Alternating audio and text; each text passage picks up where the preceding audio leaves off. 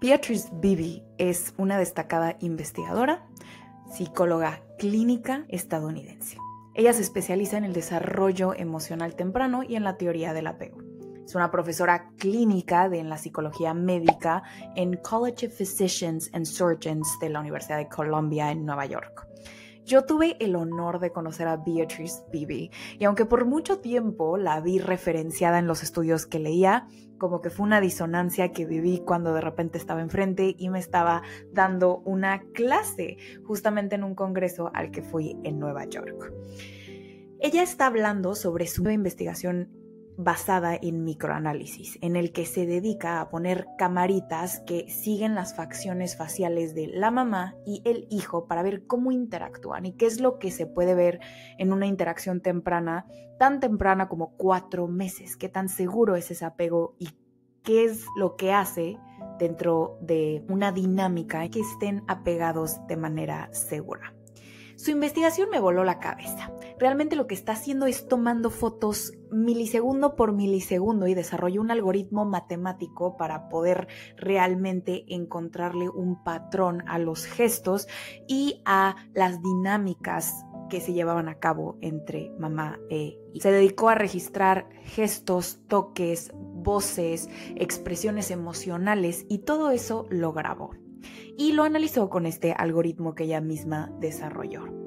Lo que pudieron encontrar son cosas increíbles y aquí en pantalla ustedes van a ver el video de una de las interacciones de apego seguro. Como ustedes pueden ver aquí, la mamá se está comunicando con el bebé y está realmente teniendo una conversación, haciendo respuesta a todos los gestos que emite el bebecito. Lo que se puede ver mucho en la investigación del microanálisis que hace Beatrice Beebe es que las facciones del bebé van cambiando al mismo tiempo que las facciones de la mamá, pero que la mamá está siendo responsiva o receptiva a la interacción que está haciendo el bebé. Lamentablemente, Beatrice Beebe no ha publicado el ejemplo de un apego desorganizado, pero lo que sí nos dice es que cuando las madres interactúan con sus hijos desde un lugar de estrés porque no está recibiendo la respuesta que quiere del bebé, es como cuando el bebé te va a buscar a ti y el bebé va a buscar una interacción contigo, pero cuando es al revés, cuando es el adulto que quiere la interacción con el bebé casi como forzándolo de dame a mí lo que yo no me puedo dar a mí mismo, que en una interacción de adulto-niño, eso nunca debería de ser. Un niño no debería de ser la fuente de seguridad o de felicidad o de estabilidad de un padre. Para eso los adultos son adultos y se pueden dar eso a sí mismos.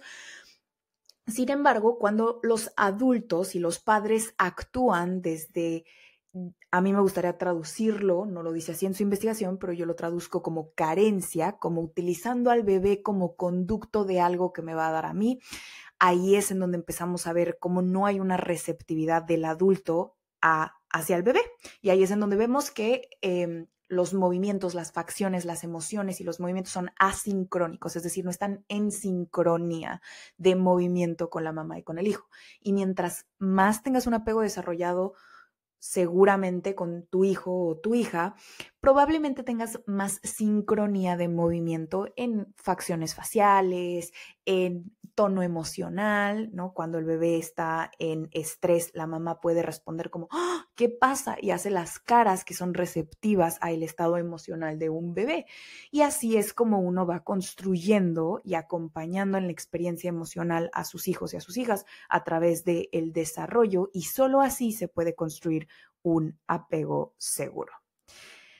Lo que más me impactó es que Beatrice Beebe fue preguntada en este congreso porque ella se dedica a investigar bebés de 4 meses. Y antes de ella pasó alguien a hablar sobre que desde el útero ya se empieza a ver cómo bebés interactúan únicamente cuando escuchan la voz de la figura materna.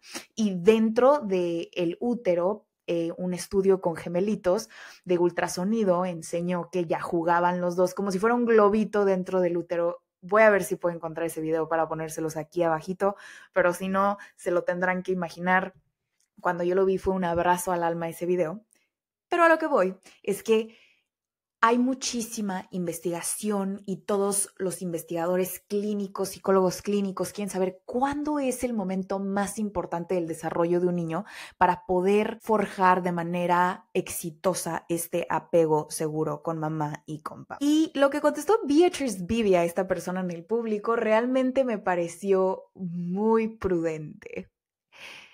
El momento más importante para el desarrollo de un lugar seguro y de un apego seguro con tus hijos y con tus hijas es en la primera cita cuando estás eligiendo pareja. Y de eso es lo que precisamente vamos a hablar hoy. Existe una checklist basada en la neurociencia y en la psicología para elegir pareja. Mi nombre es Cintia Luna, soy neuropsicóloga y soy la host de este espacio. Si no lo has hecho aún, me encantaría que pudieras suscribirte y compartir este episodio a quien tú consideres que lo necesita. Para los oyentes regulares, lamento muchísimo haber estado un poquito ausente. He estado haciendo mi propia investigación sobre asincronía y sincronía dentro de las relaciones humanas y voy a estar súper contenta de compartirles este artículo científico cuando pueden ustedes asegurarse que le estoy poniendo muchísimo cariño y que esto tuvo que tomar una pequeña pausa, pero sin más que decir, aquí estoy para hablar sobre la checklist, sobre si realmente existe una manera de poder discernir quién puede llegar a ser una buena pareja o no. Creo que hay mucha presión por encontrar a el indicado o a la indicada. A partir de la época del romanticismo, William Shakespeare nos hizo muchísimo favor al decirnos que íbamos a encontrar una persona que iba a ser nuestra alma gemela y nos iba a completar. Y que una vez que la conociéramos, todos nuestros problemas iban a desaparecer y que el mundo vale la pena porque esa persona existe. Y aunque en lo más profundo de mi corazón soy una romántica devota a el amor, mi película favorita es Interestelar y la segunda es The Notebook. La he visto millones y millones de veces, El diario de una pasión. Yo recuerdo siempre haber tenido muchísima presión interna por elegir bien a la pareja. Empecé a leer Jorge Bucay y me encuentro con el libro del Camino del Encuentro, donde se habla de compatibilidades y medir compatibilidades, pero ¿ustedes creen que una niña de 15 realmente lo podía razonar y lo podía internalizar y lo podía digerir? Pues obviamente no. Yo creo que para toda lección de la vida se necesita una experiencia y uno no internaliza una lección o algo de uno mismo, sino es en base a lo que uno aprende en la vida y con la vida y en interacción en este baile hermoso que se va dando con la vida. Entonces, así fue. Yo seguí caminando y seguí leyendo libros de pareja, pero yo juraba que si yo tenía la teoría, yo iba a poder elegir bien a la pareja, porque muy en el fondo, para mí, los niños y el desarrollo del apego seguro con niños es extremadamente importante. Beatrice B, con sus propias palabras, le contesta a el que le pregunta que cuándo es el momento más importante, le contesta cuando estás eligiendo a tu pareja desde la primera cita, porque matrimonios frágiles hacen niños frágiles. Y yo muy en el fondo lo sabía, sin tener esas palabras tan precisas y tan irónicas. Yo me imagino que las personas que no se tomaron el tiempo de elegir una pareja, pidiendo compatibilidades, intereses, valores, deseos, probablemente ahorita que ya tienen hijos y que han crecido y a lo mejor y ven la estructura intrafamiliar y empiezan a verla desde otro lente y empiezan a decir, híjole, hay una disfuncionalidad o en su momento hubo una disfuncionalidad, probablemente digan ahorita, híjole, yo ya la fregué porque ya elegí desde un lugar inconsciente a lo mejor y desde mera atracción efímera de porque se me alborotó la hormona y pues de repente ya una creencia me dijo que me tenía que quedar ahí y no tenía opción y genuinamente creyeron que no tenían opción y se quedaron y pues lamentablemente eso se ve, se internaliza en los hijos cuando uno no elige a la pareja desde un lugar consciente y simplemente es un daño colateral del trauma interno de los patrones que nunca nos dimos a la tarea de investigar, de aprender, de estudiar y desaprender, obviamente. Pero yo me fui a la tarea de no equivocarme con la pareja. Leí los libros. Hasta la fecha los sigo teniendo en mi librería allá atrás. Tengo muchísimos libros sobre el ánima y el animus, la parte de Carl Jung, de los sueños, de los arqueotipos, de qué es lo que deseamos en el otro, etcétera, etcétera, etcétera. Pero cuando su jovencilla empezó a tener las primeras interacciones de a lo que se sentía atraída, había una distancia muy grande entre el checklist que yo tenía y en los lugares a los que caía. Los lugares a los que caía probablemente reflejaban y me daban mucha información sobre dónde estaba realmente emocionalmente. Los lugares en los que estaba era en un lugar de autoestima bajo, en un lugar en el que creía que yo tenía que sufrir para conseguir algo y que si yo no estaba sufriendo, entonces a lo mejor y no era amor. Y naturalmente esos no son pensamientos que tengamos de manera consciente, no es como que un día yo me levante y diga, ¿saben qué?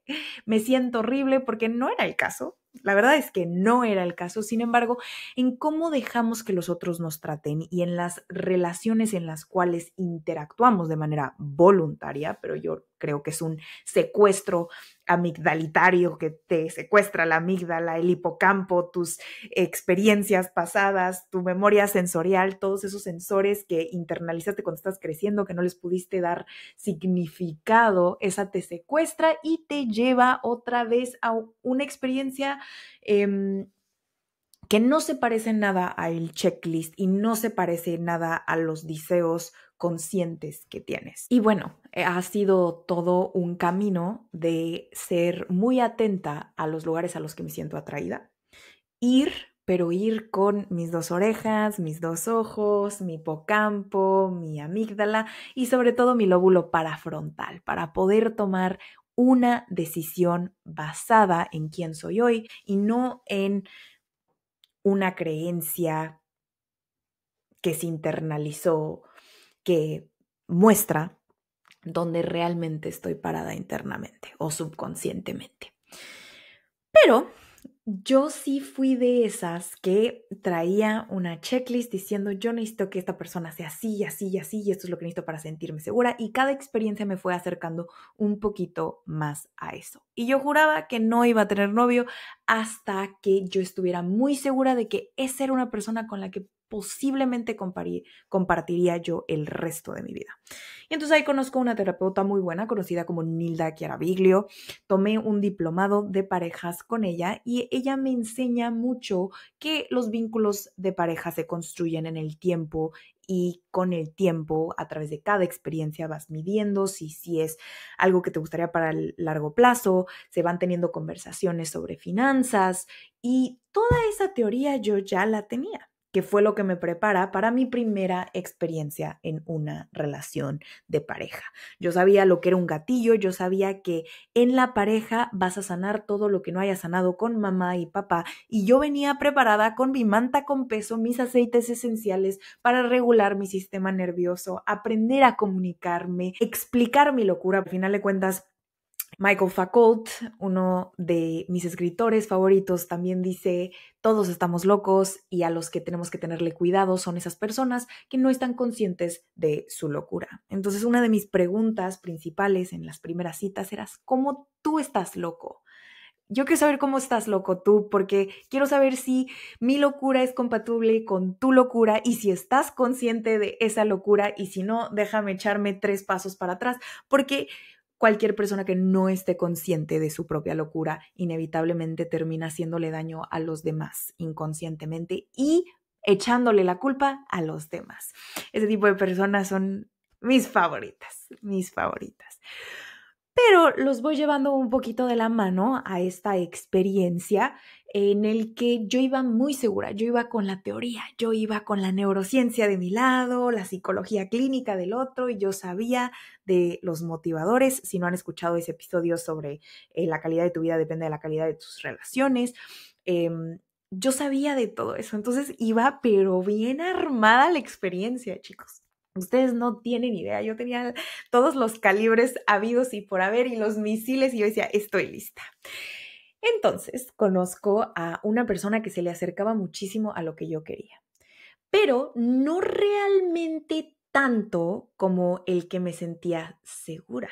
Era una persona que por más que yo hiciera, no se iba a ir. En esta relación fui aprendiendo en el que no me tengo que esconder y puedo mostrar mucho estas partes vulnerables haciéndome responsable del otro. Y hubo mucho aprendizaje que yo pude tener sobre seguridad y sobre que puedo elegir. Antes de esta relación no sabía que podía elegir irme y que a lo mejor y no era un ticket que ya había comprado en la lotería y ni modo, ya me tocó y pásele a sentarse y aquí me quedo porque me tengo que quedar.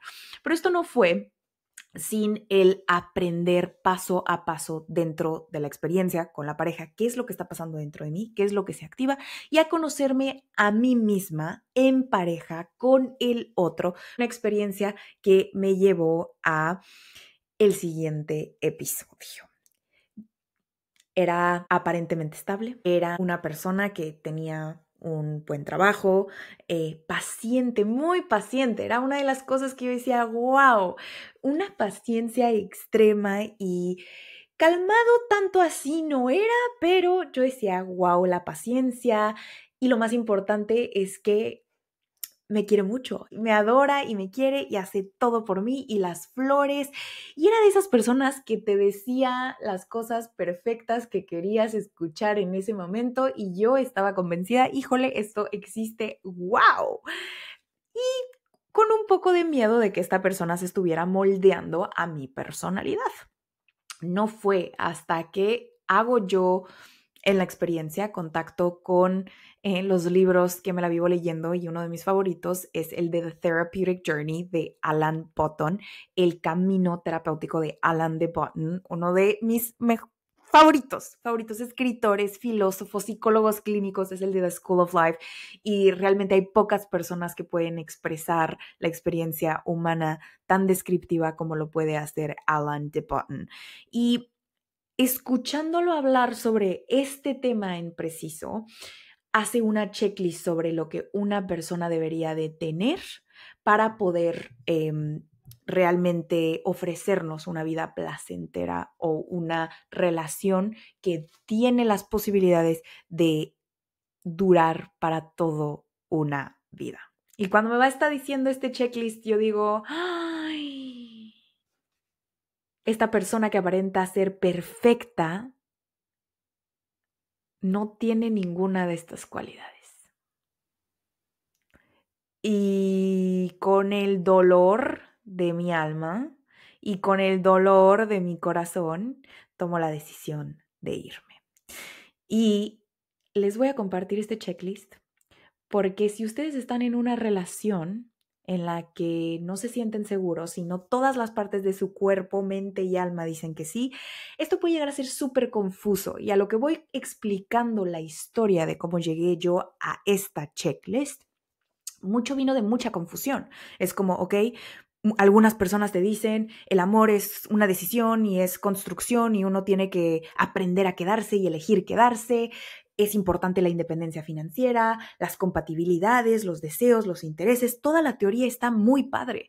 Pero cuando tú conoces a alguien, ¿cómo puedes dictar si es un buen candidato o no? Porque no todo lo que brilla es oro y definitivamente la madurez emocional no se puede ver en cuál es la cantidad de pelo que tiene una persona. No es como que ves a una persona y dices, se está quedando calvo, debe de ser maduro. No, así no funcionan las cosas y no tenemos un biomarcador visible, físico, que nos pueda dictar si una persona es emocionalmente madura o no. Pero si ustedes se encuentran en una relación en la cual hay algo que a lo mejor y no saben qué es, pero no están seguros, esta checklist los puede ayudar a discernir un poquito si esta persona tiene algo conocido como la madurez emocional. Porque sin eso recordemos que no se va a poder tener un final placentero. Muy al contrario de Alan de Botton, que escribe un essay en ¿por qué te vas a casar con la persona incorrecta? Él se basa este essay en que el romanticismo nos fregó la vida y que nos hizo creer que teníamos que estar en una continua búsqueda por algo para completarnos y que una persona nunca va a hacerlo perfecta y que simplemente vamos a tener que rendirnos a la idea de que probablemente vayamos a ser miserables con otra persona, pero que el ser miserables con otra persona es un poquito mejor que ser miserables solos, entonces que, bueno, que la relación de pareja, mucho del tiempo que pasas en ella, eres miserable. Y yo, al contrario de la opinión de Adam de Botton, creo que hay cierta soberanía emocional y soberanía de autoconocerse que te permite elegir con quién vas a vivir las partes más difíciles de la vida. Cuando tus papás se vayan de la faz de la tierra, cuando tus hijos crezcan y se vayan a vivir sus vidas y tengas que vivir ese duelo. En la vida vamos a vivir muchos duelos y que creo que es muy importante con esa soberanía de conocerse y esa soberanía emocional elegir desde un lugar muy consciente. Y mientras más nos conocemos, esa libertad se va ampliando y se va ampliando y se va ampliando porque puedes ver más claro entre el pasado, el presente y lo que puede llegar a ser tu futuro. Entonces puedes estar en una relación en el que puedes detectar el qué parte de ti te está llevando ahí e elegir no quedarte. Pero en todo lo contrario, a Alan de Botton, yo pienso que uno sí puede elegir bien y que, como vemos en la neurociencia, el libre albedrío se da cuando ponemos distancia entre un estímulo y una reacción. Dicen que no tenemos libre albedrío, que porque nuestras neuronas se puede predecir con la activación de nuestras neuronas, cómo vamos a reaccionar, ¿no? Hasta un escáner se puede, creo que 10 segundos antes, ver qué es lo que va a hacer nuestro cerebro y que es bastante predecible, pero también se ha encontrado que más masa gris hace más espacio entre un estímulo y una reacción. Y entre esa distancia, entre esa pausa, está el libre albedrío, lo que yo interpreto como libre albedrío. Entonces yo creo que mientras más nos conocemos, más vamos haciendo distancia entre nuestros patrones internalizados o nuestro autoconcepto bajo o mediano o donde sea que esté y lo que elegimos o lo que creemos que merecemos. Y empezamos a elegir desde un lugar más auténtico y yo soy una romántica, yo soy una hija del romanticismo, a mí me fascina el romanticismo y yo soy de esas personas que cree que no necesariamente tenemos que ser miserables, que siempre y cuando nos podamos comunicar y que podamos construir mutuamente basándonos en valores muy, muy compatibles, podemos construir una vida que sea plena. Y el que alguien sea súper exitoso o sea muy, muy inteligente o que sea terapeuta no garantiza la madurez emocional. Sería alarmante que alguien que fuera terapeuta no tenga madurez emocional, sin embargo, hay muchas personas que no la tienen.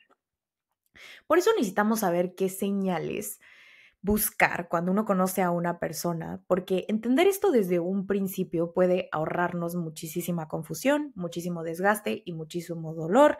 Háganme caso que yo me tuve que despedir y fue un dolor. Yo ya entendí por qué las personas regresan con sus exnovios. Yo ya entendí. Antes yo no entendía, porque siempre he sido muy lógica, racional y hasta cierto punto en ese aspecto muy fría. Alguien no comparte mi interés, mis deseos, mis valores, adiós. Sin embargo, hoy entiendo, es como este síntoma y esta emoción de abstinencia cuando compartes muchas cosas con una persona que como que quieres regresar, ¿no? Pero es muy importante en esos momentos saber un poquito de neurociencia y saber cómo funciona nuestro sistema dopaminérgico y que lo que realmente está tratando de hacer nuestro cerebro es encontrar homeostasis dentro de este dolor y por eso nos trae los recuerdos bonitos y bonitos y bonitos y nos recuerda todas las cosas fantásticas y para esto es su neurocientífica de confianza, se acordó de todas las cosas malas y de las razones y eso fue lo que decidí alimentar en ese momento para luchar contra fracasar en la batalla del corazón, ¿no? Y decir, bueno, ya está bien, hay que regresar. Aunque no estaba segura y aunque sabía que no iba a funcionar y aunque no tienes nada de este checklist, a ver, déjame regresar. Pero realmente creo que sabiendo esto nos podemos ahorrar muchísima confusión. La primera sección de esta checklist se llama "Puede manejar el amor sin miedo". Esta persona puede abrirse emocionalmente sin huir. Esta persona te puede decir lo que está pasando dentro su experiencia emocional sin tener la sensación de que se quiere parar o se quiere ir o quiere huir. Puede dejarse cuidar y esta persona también puede cuidar de ti. Muchas personas tienen un conflicto con el recibir cuidado y el dar cuidado. Entonces, algunas personas son emocionalmente muy frías. El que una persona te escuche no quiere decir que te entienda. Entonces, ¿puede esa persona cuidarte de esa manera emocional? Y cuidarte de una manera emocional significa que lo que te duele a ti, me duele a mí.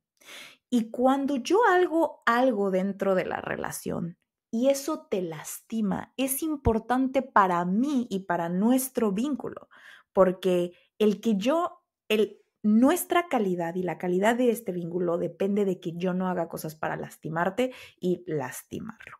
Y cuando digo que te amo, pero hago cosas que te lastiman y después te digo, bueno, pues es tu responsabilidad porque son tus emociones, entonces lo único que estoy evidenciando es que no veo a el amor como un verbo de cosas que hago o dejo de hacer para no lastimarse. Y eso es principalmente lo que quiere decir esta sección.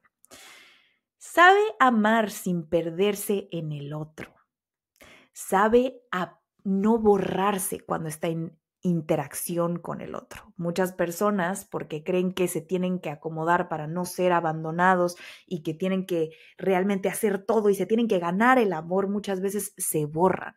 Muchas veces dejan de ser ellos mismos y dejan sus necesidades de un lado con tal de complacer al otro, empezando desde cosas muy sencillas. Pues yo iba a hacer ejercicio, pero como a lo mejor y tú me necesitas ahorita y me necesitas todos los días a las 7 de la mañana cuando yo quiero ir a hacer ejercicio, me descuido y me dejo a mí de un lado para poder atenderte y para poder atender a tus necesidades. Y entonces eso va haciendo que la relación deje de existir, porque cuando yo me borro, entonces ¿con quién estoy en relación? Y es un arte aprender a no borrarse. Es de verdad muy interesante lo que pasa cuando tienes a dos personas, una que no está tan arraigada dentro de sí misma, ¿no? Todavía no está tan segura entre lo que trae a la mesa y entre sus luces y sus sombras, no está segura de quién es. Lo que pasa muchas veces es que utiliza la mirada del otro como fuente de su seguridad. El que el otro me vea, el que el otro me aplauda, es la fuente, la única fuente de mi seguridad.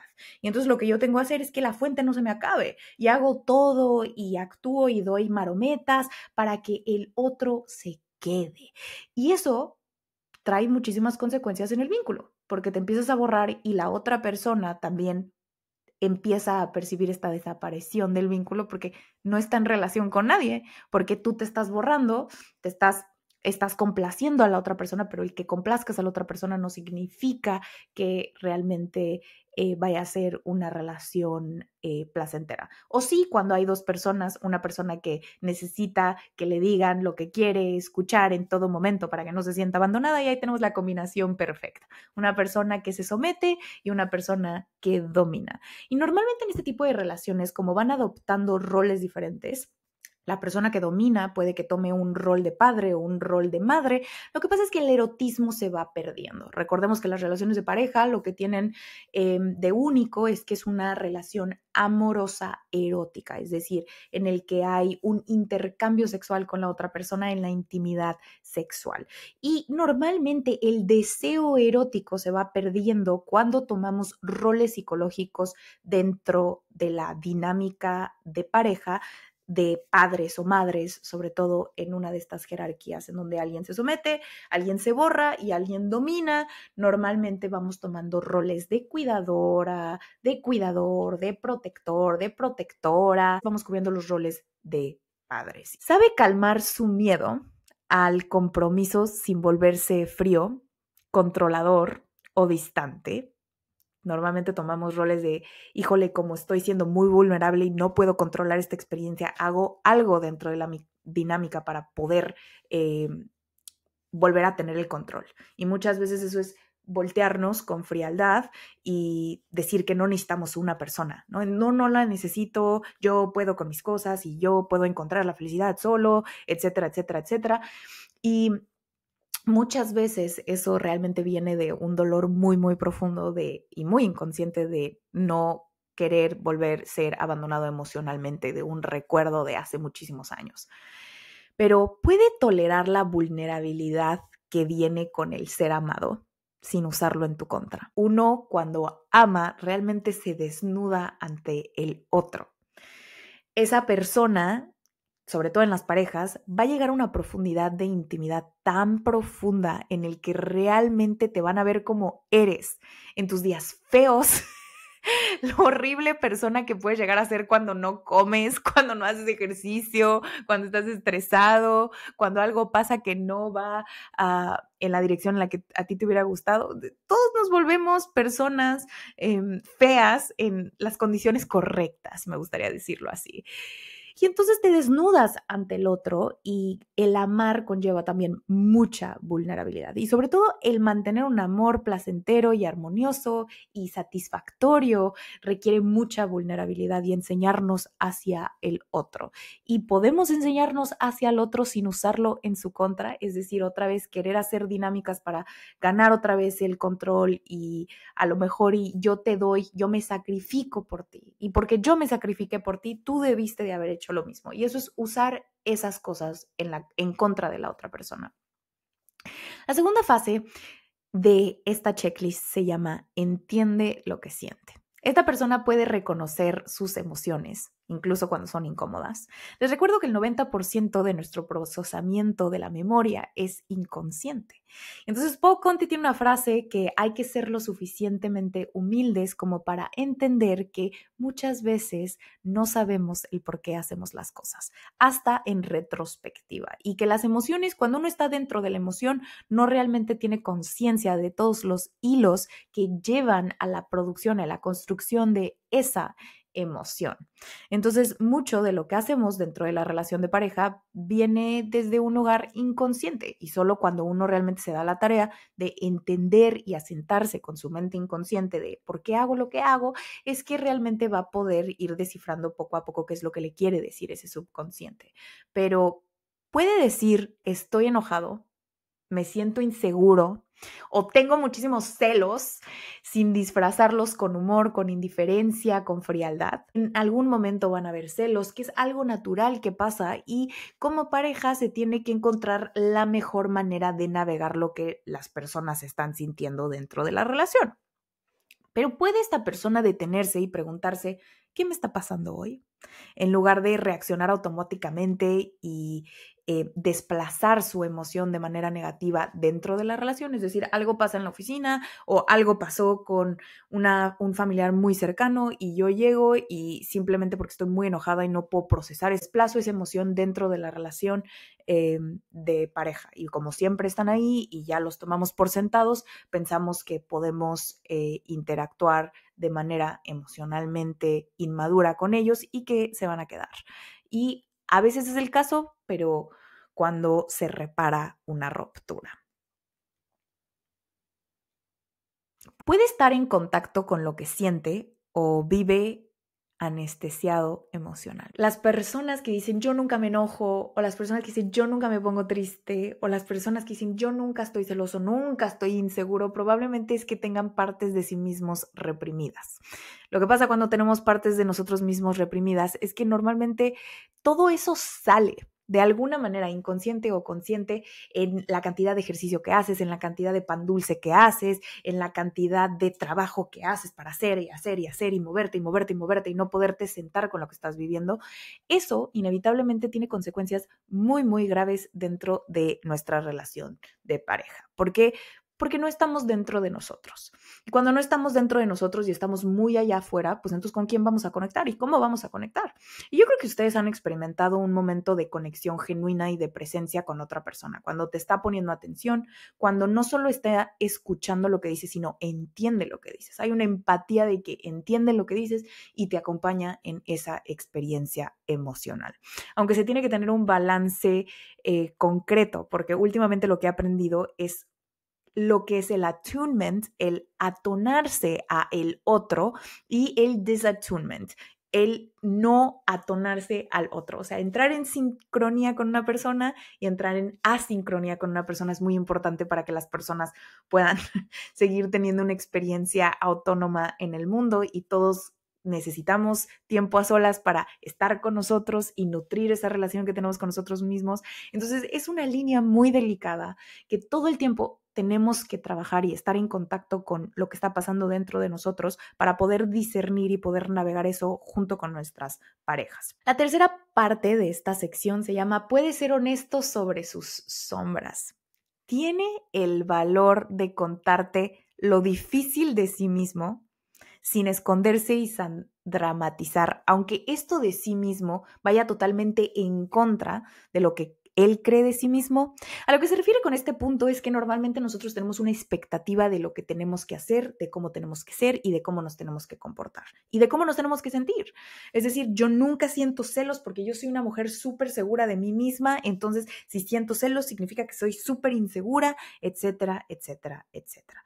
Probablemente sí, pero también probablemente significa que somos humanos y que tenemos un repertorio emocional, y las emociones duran 90 segundos y pasan y son información sobre nosotros mismos, y que poco a poco podemos regular esas emociones de manera un poquito más exitosa, pero que si no somos conscientes de ellas, probablemente las vayamos a reprimir. Yo no sé si ustedes vieron la película de Historia de un matrimonio, pero se pueden ver en las cantidades de discusiones que tuvieron agresivas, en donde se hablan con demasiada verdad, demasiado enojo, demasiado resentimiento, que probablemente ahí hubo muchas cosas que no se dijeron. Alain de Botton tiene un extracto en el que dice que las cosas chiquitas son las que más importan.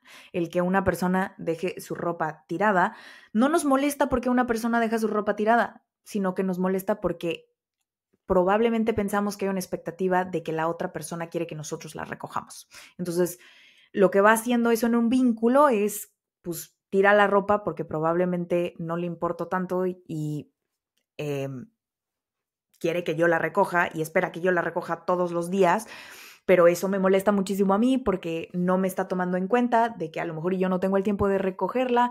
Y entonces ustedes se pueden dar cuenta cómo las cosas chiquitas importan mucho. El tono con el que una persona te hable, o cuando tú estás triste y de repente le quieres comentar algo a una persona y no está ahí al 100%, pues probablemente hay un rasponcito que se hace y de repente se siente, pero no decimos nada porque creemos que no es válido el traer a estas personitas chiquitas que llevamos dentro, ¿no? A estas infantes, bebecitos que te llevamos dentro, pensamos, no, yo tengo que ser de esta manera, tengo que ser madura, tengo que ser segura, y no hay espacio para esta versión de mí dentro de la relación.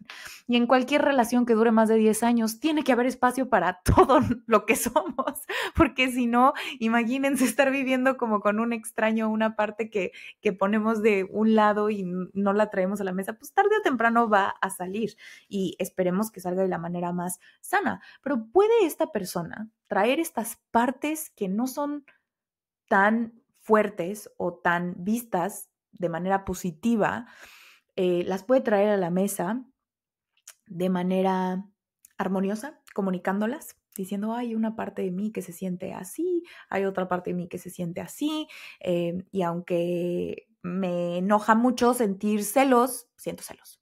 ¿Qué podemos hacer? Y ahí empieza una negociación, pues, ¿qué de lo que estoy haciendo yo? Activa eso en ti, etcétera, etcétera, etcétera. Puede hablar de sus heridas con calma, con claridad, sin disfrazarlas de fortaleza. Taylor Forcade tiene una canción que se llama Tú ve, en el que dice, todos ya venimos heridos de algún lado y decidimos amar.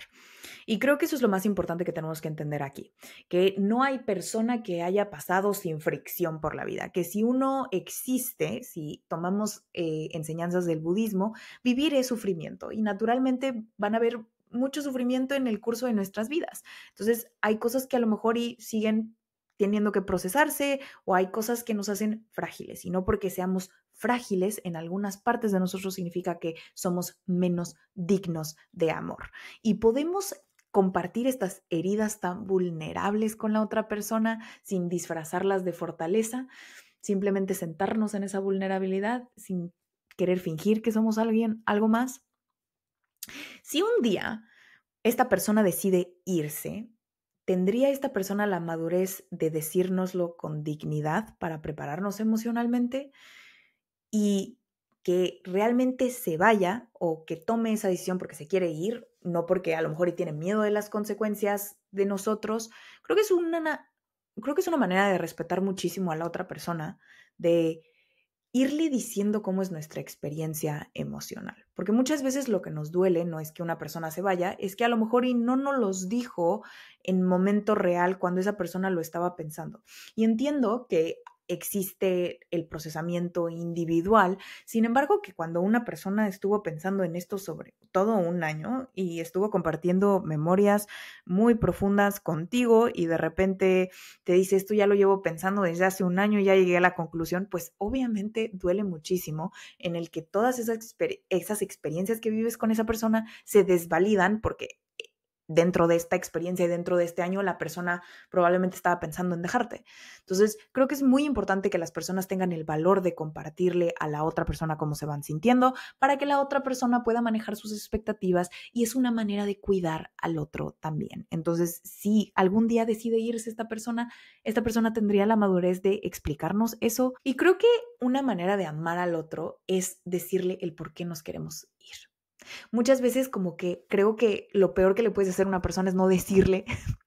Creo que cada persona está ahí para enseñarnos partes de nosotros que no hayamos visto y que creo que cuando una persona deja otra relación es importante comunicarlo con muchísimo cariño, muchísimo respeto, con muchísima diplomacia. Creo que sí se puede decir, mira, estos fueron los punto número 1, punto número 2, punto número 3. Siento que tú querías que yo fuera la fuente de la seguridad que tú nunca te has podido dar a ti mismo a través de mi hogar, a través de mi estabilidad emocional, mi seguridad interna y creo que eso me iba a desgastar a largo plazo.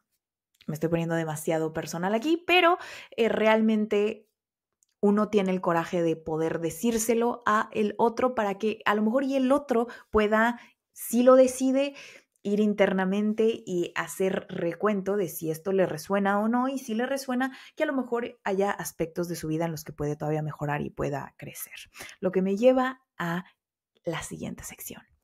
¿Puede recibir una observación crítica sin sentirse atacado? Hace poco estaba sentada con una de mis mejores amigas y a mí me molesta mucho que cuando estoy hablando de un tema serio, a mí no se me escuche. Es mi trauma, mis chistes y yo necesito toda la presencia de una persona para poder compartirle lo que quiero decir, porque si no siento que le estoy hablando a una pared y eso es lo que a mí me activa la hiperventilación, así como no me están escuchando, ayuda, tengo que sobreexplicarme y eso para mí me pone en un estado en el que tengo que retirarme y cada vez voy teniendo más madurez y más control de regulación emocional en el que cuando estoy en situaciones así simplemente no me siento bienvenida. Pero se planteó el escenario en el que de repente yo sentí que, pues bueno, estaba yo aquí limpiando las ventanas y yo diciendo un tema súper serio y yo hablando de un tema súper serio. Y entonces ahí le dije, siento que no te puedes mantener sentada porque como que tienes demasiada ansiedad y como que no puedes sentarte, tienes que estar haciendo algo todo el tiempo, a lo que ella me contestó, es que me cuesta mucho trabajo. La verdad es que me cuesta mucho trabajo estar sentada, en lugar de tomarlo como una crítica o como un ataque. Y yo dije, wow, impresionante, pasa pocas veces, pero cuando le puedes decir a una persona una observación que estás teniendo, la otra persona lo recibe Y dice, chin, sí es cierto. A ver, espérate, déjame, me siento, a ver. Y se sienta y dice, no, es muy incómodo, déjame, me paro y me voy. porque ya me enteraré después, pero ahorita no quiero. Y entonces eso también habla de mucha conciencia que hay internamente y también de mucha autonomía, porque yo decido cómo, cuándo y dónde sentarme con mis emociones y cómo procesarlas. Pero el que le puedas decir eso a una persona y que pueda ser receptiva a esas críticas pequeñitas sin que sean un ataque. Cualquier persona con poca conciencia y poca madurez emocional hubiera dicho, ¿qué te pasa? Ya me voy, siempre crees que tienes la razón, crees que sabes todo y te empiezan a atacar y es como, espérate, eso no era un ataque, simplemente era una observación y te deja con esta sensación, un tipo de respuesta así te deja con esta sensación de, ok, ya mejor me callo, ya mejor no digo nada y te empiezas a borrar dentro de la dinámica y cuando te empiezas a borrar dentro de la dinámica probablemente no sea una relación muy placentera y muy satisfactoria y muy generativa. ¿Puede esta persona ver las críticas como esta oportunidad para crecer, estas experiencias que va a tener que practicar una y otra vez y no una amenaza a su propio valor como persona? Y los fracasos no están apegados al valor que tiene una persona y no explota cuando de repente fracasa en alguna cosita. Y si sí explota, puede que esté consciente de que esté explotando porque fracasó en una cosa y cree que pueda a lo mejor ir reparar el daño que hizo cuando explotó. No lo sé. Eso ya lo tendrán que decir ustedes. Pero acepta esta persona que aún tiene muchas cosas que aprender, como todos, porque todos venimos a aprender. Nadie, por más que queramos, todos los seres humanos somos extremadamente imperfectos y creo que tenemos mucho que aprender. Y puede aceptar esa como una de las verdades absolutas sobre la vida. La siguiente sección se llama puede entender de dónde viene su dolor. ¿Reconoce las heridas de su infancia o las sigue proyectando en los demás? A lo mejor tiene un enojo muy atorado en contra de las mujeres que realmente le pertenece a su madre, no le pertenece a su esposa ni a su pareja. ¿Puede esta persona identificar este enojo, esta tristeza y las puede identificar? ¿Estos gatillos los tiene bien identificados o sigue proyectando esas heridas en los demás sin darse cuenta? Puede decir, esto no es tu culpa, es algo que me pasó hace muchísimo tiempo antes de lastimar a la persona, o simplemente avienta un golpe emocional hacia la otra persona porque simplemente no se da cuenta que hay una capa más profunda sobre el pasado que realmente está nublando la vista del presente. ¿Podrían haber aceptado los principios básicos de la psicoterapia? Es decir, que todos estamos dañados por nuestra infancia, que todos tenemos cosas que sanar, que necesitamos disculparnos por quienes fuimos hace un año y que todos deberíamos de estar comprometidos con aprender. Que probablemente todos deberíamos de sentir un poquito de vergüenza por quienes fuimos el año pasado. ¿Por qué? Porque eso significa que estamos creciendo y que probablemente el próximo año vamos a sentir vergüenza por quienes fuimos el día de hoy. Cosas que nos mantienen humildes, pasan todo el tiempo, pero como estamos en constante crecimiento, anécdotas se vuelven chistes y se vuelven parte de nuestras arrugas y de nuestra experiencia como seres humanos en esta vida y le suman sazón a nuestra experiencia de vida. Pero después de hacer todas estas preguntas sobre el otro, también las debemos de dirigir hacia nosotros mismos. ¿Podríamos soportar que un candidato que parece perfecto termine siendo el equivocado?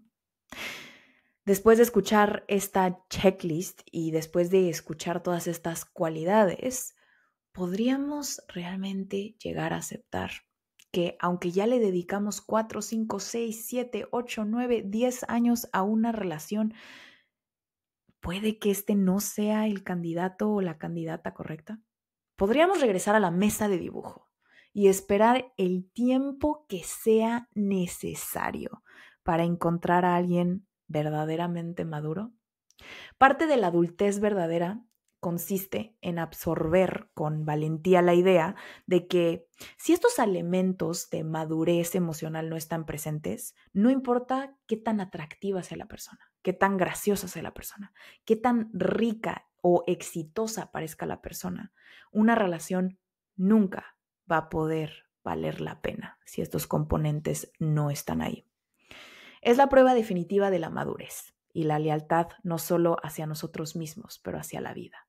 Porque solo rodeándonos de personas que nos llenan el alma, que va a hacer que no perdamos el amor por vivir con el paso del tiempo. Poder decir cuando sea necesario un adiós educado y puntual, aun cuando nos desgarre el alma y se sienta como si nos estamos muriendo. Pero sin más que decir, espero que hayan disfrutado de este checklist. A mí me gustaría, si ustedes tienen alguna cosa que ustedes buscan, que sea alto, que sea guapo, que tenga una cuenta bancaria enorme, cuéntenme las cosas que ustedes buscan. Y yo sé que aunque parezca que estas cosas que acabo de nombrar son muy difíciles de conseguir, tenemos que creer y confiar en que si nosotros que estamos haciendo este trabajo interno existimos, probablemente alguien que también lo está haciendo, que sea muy afín a nosotros, también existe. Pero me encantaría escucharlos en los comentarios y sin más que decir, nos vemos el próximo domingo.